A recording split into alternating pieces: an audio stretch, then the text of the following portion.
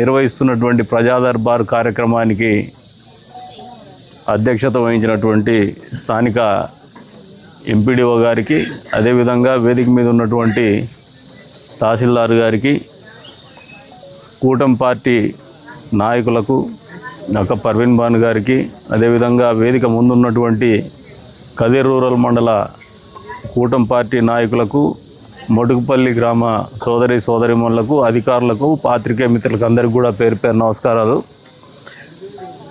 ఈ ప్రజా దర్బార్ కార్యక్రమం అనేది ప్రజా సమస్యల పరిష్కారానికి ఒక వేదికగా ఆలోచన చేస్తున్నాం. ఇందాక ఒక కాంపౌండ్ వాల్ గురించి ఆ పెద్ద ఆమె వచ్చింది, ఇద్దరిని కూర్చోబెట్టి ఈరోజే పరిష్కారం చేస్తున్నది. ఎట్లా మీరు ఉన్నారు కాబట్టి ఎట్లా టైం ఉంది, పెద్దగా అర్జీలు కూడా లేవు. ఇకపోతే ఇంటి స్థలం కూర్చోమ్మా, ఇప్పుడు క్లోజ్ చేద్దాం. ఇంటి స్థలం గురించి ఒక ఆయన అర్జీ ఇచ్చినాడు. వారికి పరిశీలించి అర్హులైతే ఇంటి స్థలాన్ని కేటాయించమని చెప్పేసి తహసీల్దార్ గారికి కూడా చెప్పడం జరుగుతోంది.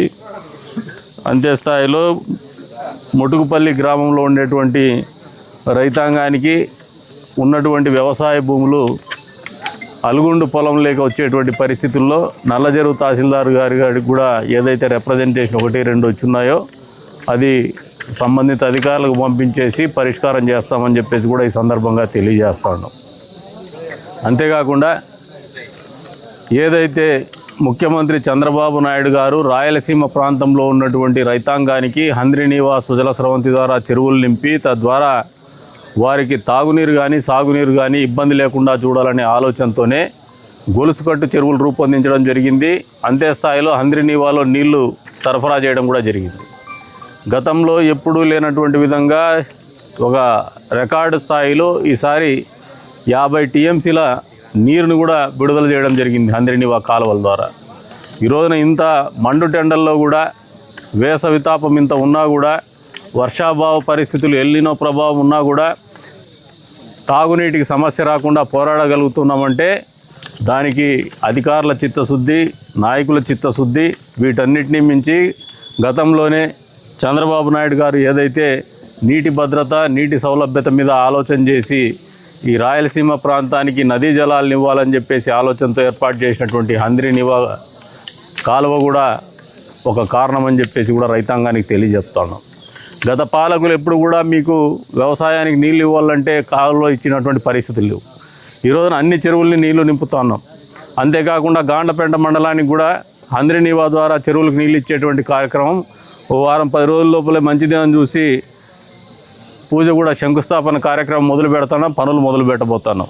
వచ్చే 3-4 నెలల్లోనే ఆ పనులు పూర్తి చేసి గాండ్లపేట మండలానికి కూడా హంద్రీనీవా నీళ్ళు వచ్చే దఫాలో హంద్రీనీవా ద్వారా నీళ్ళు ఇచ్చేటువంటి కార్యక్రమం కూడా పూర్తి చేస్తామని చెప్పేసి కూడా ఈ సందర్భంగా తెలియజేస్తున్నాం.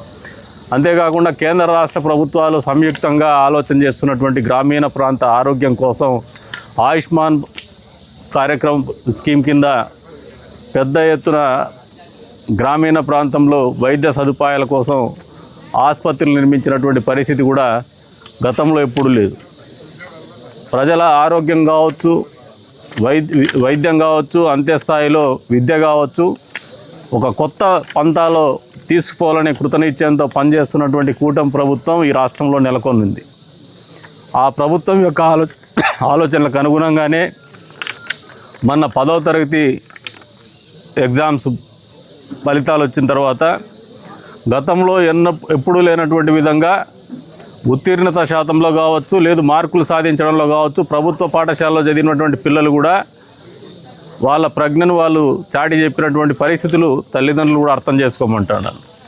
అంతేకాకుండా ఈరోజున ఒక నమ్మకం పెంచున్నారు విద్యాశాఖ మంత్రి లోకేష్ గారు. అందుచేతనే ఇప్పుడు కొత్తగా అడ్మిషన్స్ ఏదైతే మొదలైనాయో పెద్ద ఎత్తున ప్రభుత్వ పాఠశాలలో కూడా అడ్మిషన్లు జరుగుతున్నటువంటి పరిస్థితి గతంలో ఎప్పుడు లేదు. అంతరించిపోతుందనుకున్నటువంటి ప్రభుత్వ విద్యని మళ్ళీ వేళ్ళూనుకునే విధంగా ఆచరణలోకి తీసుకొస్తున్నటువంటి విద్యాశాఖ మంత్రి గారి ఆలోచన, నారా లోకేష్ గారి ఆలోచనలు కూడా గ్రామీణ ప్రాంత ప్రజలు, పేద ప్రజలు అర్థం చేసుకోవాలని చెప్పేసి కూడా ఈ సందర్భంగా తెలియజేస్తాను. అంతేకాకుండా విద్యాశాఖలో వచ్చినటువంటి పెను మార్పులు కావచ్చు, ప్రభుత్వ పాఠశాలలో కల్పిస్తున్నటువంటి మౌలిక సదుపాయాలు కావచ్చు, డొక్కా సీతమ్మ పేరు మీద అందిస్తున్నటువంటి మధ్యాహ్న భోజన పథకం కావచ్చు, గతంలో స్కూల్ యూనిఫామ్స్ కావచ్చు, పాఠ్య పుస్తకాలు కావచ్చు, బోధనా పద్ధతులు కావచ్చు, కావచ్చు, గతంలో స్కూల్ యూనిఫామ్స్ కావచ్చు, పాఠ్య పుస్తకాలు కావచ్చు, బోధనా పద్ధతులు కావచ్చు, కొత్త పంతాన్ని అనుసరిస్తున్నాం. ఎక్కడ కూడా ప్రజల్లో ప్రభుత్వ విద్య అనేది తక్కువ స్థాయి విద్యను అందిస్తారు అనే ఆలోచన నుంచి దూరంగా తీసుకుపోయేసి అత్యున్నతమైనటువంటి విద్యా ప్రమాణాలతోనే పిల్లలకు చదువు చెప్పించేటువంటి కార్యక్రమం కూడా ఈ రాష్ట్రంలో కొనసాగుతోంది. అంతేకాకుండా ఇందాక హంద్రీనివా నుంచి నీళ్ళు ఇచ్చేటువంటి కార్యక్రమంలో అల్గుడుకు చెరువుకు నీళ్లు నింపేటువంటి ఫీడర్ కెనాల్ మీద రైతాంగానికి ఇబ్బంది ఉన్నటువంటి పరిస్థితి తీసుకొచ్చినారు. వాళ్ళు రోడ్డు పొలాలన్నీ కాలువకు అటువైపున ఉన్నాయి. ఆ కాలువ దాటుకోవాలంటే ఇబ్బందికరమైన పరిస్థితి ఉంది. వంతెన నిర్మించమని చెప్పేసి అడిగినారు. 100% వచ్చే 3 నెలల్లోనే ఆ కార్యక్రమం పూర్తి చేసి మీకు అందుబాటులోకి తీసుకొస్తామని చెప్పేసి కూడా ఈ సందర్భంగా తెలియజేస్తా ఉన్నాను. మీరు ఇంకా కూటమి పార్టీ, తెలుగుదేశం పార్టీ కుటుంబ సభ్యులు మొన్న గ్రామ కమిటీ సమావేశాన్ని నిర్వహించుకొని కొన్ని సమస్యల్ని మా దృష్టికి ఏకరువు పెడుతూ తీర్మానం చేసి ఇచ్చున్నారు. వాటన్నిటిని కూడా వచ్చే 3 నెలలు క్వార్టర్లీ ఒకసారి 3 నెలల లోపలే పరిష్కారం చేస్తామని చెప్పేసి కూడా ఈ సందర్భంగా తెలియజేస్తాను. మీరు ఒకసారి గమనిస్తే ఇప్పుడే వస్తూ అడిగినారు రోడ్డు నిర్మాణం. గతంలో దాదాపు ఈ నియోజకవర్గంలో కంకరేసి ఇడిచిపెట్టిండే రోడ్లు ఏం పదారన్నా ఇంకా ఎక్కువ ఉన్నాయి. ఈ రోడ్డు నువ్వు నిన్న లిస్టులో పెట్టలే, నిన్న పెట్టినారా? మీరు నిన్న నాకు ఇచ్చిన లిస్టులో పెట్టలా. దాదాపు 89.34 కోట్ల రూపాయలు కొత్తగా హార్టికల్చర్ హబ్ కింద రోడ్ల ప్రతిపాదనలు పంపించినాం మనం ఈ నియోజకవర్గంలో. అందులో శాసకీ ద్వారా మనకు మొన్న మంజూరైండేది 12 కోట్ల రూపాయలు. ఈ 12 కోట్ల రూపాయలు మళ్ళీ దీంట్లో నిన్న సిఈ గారితో కూడా మాట్లాడడం జరిగింది. 12 కోట్లకి ప్రతిపాదనలు పంపినాం. 89 కోట్లలో మళ్ళీ మీరు ఈ 12 కోట్లు తీసేసి 77 కోట్లకే మంజూరు చేస్తారు, కొత్త ప్రతిపాదనలు పంపుతామని చెప్పినాం. అందులో ఈ రకంగా రోడ్డు మీద కంకరేసి మేము కేవలం కంకరేసుకొని మట్టి వేసుకొని డబ్బులు తినిపోయినటువంటి కాంట్రాక్టర్ల ప్రస్తావన కూడా వచ్చింది. వాటిని పూర్తి చేయాల్సిన బాధ్యత మా మీద ఉంది. మీరు ప్రజలు కూడా ఆలోచన చేసుకోండి. వాళ్ళ స్వలాభం కోసం అట్లా మెటలేసేసి మట్టి వేసిపోయిన ప్రభుత్వాలు, ప్రజాప్రతినిధుల్ని మీరు గుర్తుపెట్టుకోండి. దాన్ని పూర్తి చేసి ఇచ్చే మాలాంటి వాళ్ళని, మా ప్రభుత్వాన్ని కూడా గుర్తుపెట్టుకోమని కోరుతా ఉన్నాను. ఎందుకంటే వాళ్ళు వ్యాపార నిమిత్తం ఆ పని చేసుకున్నారు, డబ్బులు సంపాదించుకుని. మాకు మీ సౌలభ్యం కోసం పని చేయాలనే ఆ తాపత్రయం మాకుంది. ఇది కూడా వచ్చే 3 నెలల్లో పూర్తి చేయబోతున్నాం అనేది కూడా మీకు ఈ సందర్భంగా తెలియజేస్తాను. ఆ రోడ్డు కూడా అంతేకాకుండా ఇంకా ఈ రోడ్డు నుంచి కూడా రోడ్డుది సురేష్ కూడా చెప్పినామన్న, కూర్చొని ఏదైనా సౌలభ్యం చేసి మెయిన్ రోడ్ నుంచి, హైవే నుంచి కూడా రోడ్డు వస్తే మీ ఊరే బాగుపడుతుందని ఎక్కడో చోట కూర్చొని మీరు కూడా దీనికి ముందుకు వస్తే 100% ఆ రోడ్డు కూడా బీటీ రోడ్డు వేసిస్తామని చెప్పేసి కూడా ఈ సందర్భంగా తెలియజేస్తున్నాం. మేము ఏ కార్యక్రమం ఆలోచన చేసినా స్వార్థ ప్రయోజనాల కోసం కాదు, ప్రజల కోసం, గ్రామాల కోసం, గ్రామంలో ఉన్నటువంటి రైతాంగం కోసం, గ్రామంలో నివసిస్తున్నటువంటి ఎస్సీ, ఎస్టీ, బీసీ, మైనారిటీ వర్గాల కోసమే ఈ ప్రభుత్వం యొక్క పని చిత్తశుద్ధితో పనిచేస్తుందని మీకు అందరికి కూడా తెలియజెప్తున్నాను. ఈ ప్రజా దర్బార్ కార్యక్రమం కూడా మామూలుగా నాయకులు మా వాళ్ళు కార్యక్రమం పెడితే మా వాళ్ళే ఉంటారు, పూలేస్తారు, పలకలేస్తారు, టపాకాయలు కొడతారు. ప్రజల దగ్గరికి పోలేమనే ఒక ఉద్దేశంతో మీ సమస్యలు మేము తెలుసుకోవాలా, ఈ ప్రభుత్వం మీకు అందుబాటులో ఉండి పనిచేయాలనే ఒక చిత్తశుద్ధితోనే ముఖ్యమంత్రి చంద్రబాబు నాయుడు గారు కావచ్చు, మా Telugu Desam party working president Nara Lokesh గారు కావచ్చు, ప్రతి ప్రజాప్రతినిధిని, ప్రతి ఎమ్మెల్యేని కూడా ప్రతి వారం ఒకసారి ప్రజల మధ్యకి పొమ్మని చెప్పి సూచనలు ఇవ్వడం జరిగింది. అందులో భాగంగా కదిరి నియోజకవర్గంలో ప్రతి వారం కూడా ఎక్కడో ఒక గ్రామంలో ప్రజా దర్బారు కార్యక్రమం నిర్వహిస్తున్నాం. అధికార యంత్రాంగంతో పాటు నాయకులు కూడా మీ మధ్యకే వస్తున్నాం, మీ సమస్యలు వింటున్నాం. మీ సమస్యల పరిష్కారం కూడా దాదాపు 2 సంవత్సరాల పరిపాలన జూన్లో అవుతుంది.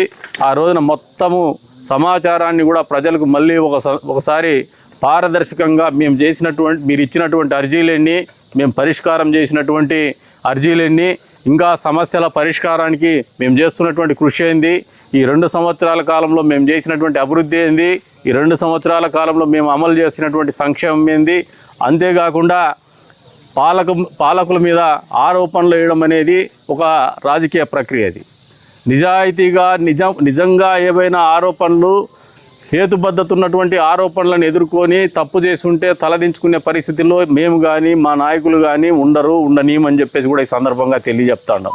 అంతేకాకుండా ఆరోపణలకు కూడా 2 సంవత్సరాల్లో మేము ఎప్పుడైతే మీకు ప్రజలకు మళ్ళీ ఒకసారి వైట్ పేపర్ రిలీజ్ కానీ మరకలంటించే ప్రయత్నం చేస్తే దాన్ని కూడా సమాధానాలు ఖచ్చితంగా స్పష్టంగా ప్రజలకు తెలియజెప్తామని చెప్పేసి కూడా ఈ సందర్భంగా తెలియజెప్తా ఉన్నాం. ఆరోపణలు చేసిన వాళ్ళకు భయపడి కాదు ఇది.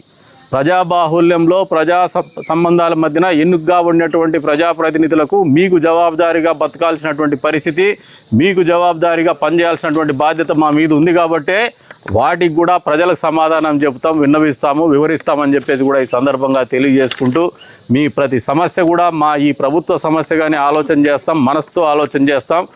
అరకొర నిధులు ఉన్నప్పటికీ, ఆర్థికంగా ఇబ్బందికరమైన పరిస్థితి ఉన్నప్పటికీ ఈసారి ఈ 22 నెలల్లో జరిగినటువంటి అభివృద్ధి ఈ నియోజకవర్గంలో గతంలో ఎప్పుడు కూడా జరగలేదనేది వాస్తవం అని చెప్పేసి కూడా మీకు ఈ సందర్భంగా తెలియజేస్తాను. అంతేకాకుండా వచ్చే రోజుల్లో జరిగేటువంటి 2026లో జరిగేటువంటి అభివృద్ధి కనీ విని ఎరగినటువంటి అభివృద్ధి కూడా ఈ నియోజకవర్గంలో చోటు సంపాదించుకుంటుందని చెప్పేసి కూడా ఈ సందర్భంగా తెలియజేస్తున్నాను. నిన్ననే దాదాపు 276 కుటుంబాలకి 30 ఏళ్ళుగా వాళ్ళు పడుతున్నటువంటి ఇబ్బందులను దృష్టిలో పెట్టుకొని వాళ్లకు ఆస్తులు అమ్ముకోలేనటువంటి పరిస్థితి, ఆస్తుల మీద లోన్లు తెచ్చుకోలేనటువంటి పరిస్థితి, వాళ్ళ అవసరాలకు అమ్ముకుందామంటే రిజిస్ట్రేషన్లు కానటువంటి పరిస్థితి దృష్టిలో పెట్టుకొని 276 కుటుంబాలకు చెందినటువంటి చాలా వాల్యుబుల్, చాలా విలువైనటువంటి ఆస్తులకి ప్రభుత్వం తరపున నేను అంతే స్థాయిలో కలెక్టర్ గారు, స్థానిక తహసీల్దార్ గారు, వారి సిబ్బంది చొరవ తీసుకొని ఎప్పుడు కూడా ఏ అధికారులు కానీ ఏ ప్రజాప్రతినిధులు కానీ అంత ధైర్యంగా పనిచేసినటువంటి దాఖలాలు లేనటువంటి పనితీరును ప్రదర్శిస్తూ దాన్ని క్లియర్ చేసినటువంటి పరిస్థితుల్ని ఈ సందర్భంగా ప్రజలకు తెలియజెప్తాను. అదే గత ప్రభుత్వంలో కానీ వేరే నాయకులు ఎవరైనా ఉంటే దాదాపు 276 ఇళ్ళు అంటే 300 నుంచి 400 కోట్ల ఆస్తేది. వీళ్ళు నిజంగా మాకు చిత్తశుద్ధి లేకపోయినా, అధికారులకు చిత్తశుద్ధి లేకపోయినా, గతంలో మాదిరిగా జగన్మోహన్ రెడ్డి ప్రభుత్వంలో మాదిరిగా పరిపాలనలో పాలకులు ప్రవర్తించిన తీరున్నా కూడా ఒక 5 నుంచి 10 కోట్ల దోపిడీకి తెరలేపేవాళ్ళు. అయినప్పటికీ అది కూడా చేస్తారనేది కూడా నమ్మకం లేదు. దోపిడీకి తెర చేసి కలెక్ట్ చేసుకొని మళ్ళీ కనుమరుగయ్యేవాళ్ళు. కానీ ఒక గ్లాస్ మంచినీళ్ళు కూడా పాలకులు కానీ, ప్రజాప్రతినిధులు కానీ, అధికారులు కానీ ముట్టుకోలేదు. మధ్యలో ఎవరైనా 1000-2000 కలెక్ట్ చేసినారని అలిగేషన్స్ వస్తే అది వాళ్ళ సమస్య. అది ఎక్కడ కూడా ఈ ప్రభుత్వానికి కానీ, ప్రజాప్రతినిధులకు కానీ, ఈ ప్రభుత్వంలో పనిచేస్తున్నటువంటి అధికారులకు కానీ ఏమాత్రము సంబంధం లేదు. స్వచ్ఛంగా ప్రజలకు మంచి చేయాలనే ఆలోచనతోనే చేసినామని చెప్పేసి కూడా ఈ సందర్భంగా తెలియజేస్తున్నాం. అంతేకాకుండా వచ్చే రోజుల్లో మరిన్ని కార్యక్రమాలు, ఏదైతే భవన నిర్మాణ కార్మికుల భూ సమస్యలు ఉన్నాయో ఇది కూడా యుద్ధ ప్రాతిపదిక మీద ఒక ప్రత్యేక స్పెషల్ డ్రైవ్ పెట్టి మరీ క్లియర్ చేస్తామని చెప్పేసి కూడా ఈ సందర్భంగా తెలియజేస్తున్నాం.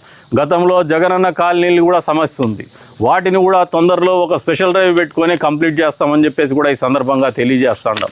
అంతేకాకుండా రియల్ ఎస్టేట్ పేరు మీద జరుగుతున్నటువంటి దోపిడీకి అడ్డుకట్ట వేస్తూనే వస్తున్నాం. వాళ్ళందరికీ కూడా నా మీద ఇటువరకు కోపం ఉంది, అయినా పర్వాలేదు. నిన్న జిల్లా స్థాయి అధికారి చెప్తున్నారు, మీ మీద చాలా కోపంగా ఉన్నారండి అంటే ఎట్లా వాళ్ళంటే అట్లా వాళ్ళే అని చెప్పినారు. అంటే కోపంగా ఉన్నా పర్వాలే, ప్రజలు ప్రేమగా ఉన్నారు, ప్రజలకు మంచి జరుగుతుందని నమ్మకంతో ఉన్నారు. కాబట్టే మేము ప్రజల కోసం పనిచేసే ప్రభుత్వం, ప్రజల కోసం పనిచేసేటువంటి అధికారులు, ప్రజల కోసం పనిచేసేటువంటి ప్రజాప్రతినిధులు, మా పార్టీ నాయకులు కావచ్చు, కూటమి పార్టీ నాయకులు కూడా తప్పిదం చేస్తే దూరం పెడతాం, వాళ్ళని కూడా ప్రజల కోసమే పనిచేయమని చెప్పేసి ప్రోత్సహిస్తున్నాం. ఆ దిశగానే వాళ్ళని నడిపిస్తున్నాం. ఎక్కడ కూడా ప్రజలకు ఇబ్బంది పెట్టేటువంటి పరిస్థితులు కానీ, ప్రజల ఆస్తులకు ఇబ్బంది పెట్టే పరిస్థితులు కానీ, ప్రభుత్వ ఆస్తులకు ఇబ్బంది కలిగించేటువంటి పరిస్థితులు కానీ ఈ ప్రభుత్వంలో జరగదని మళ్ళీ ఒక్కసారి ప్రజలకందరికీ కూడా తెలియజేసుకుంటూ, ఈ రోజున బెదిరింపు చర్యలకు ఏదో బార్గెనింగ్ పవర్ పెట్టుకొని నేను లేకపోతే బ్రహ్మాండం బద్దలైపోతుంది, మీకు అసలు రాజకీయమే ఉండదు అనుకునే వాళ్ళకు కూడా చెప్తాను, ఏమాత్రం వెరవం, ఏమాత్రం బెదరం. ప్రజల కోసమే పనిచేస్తాం, ప్రజలు నమ్ముకొనే పనిచేస్తాం, ప్రజల మంచి కోసమే పనిచేస్తాం, ప్రజల ఆస్తుల కోసమే పనిచేస్తాం, ప్రభుత్వ ఆస్తులు కాపాడడానికే పనిచేస్తాం.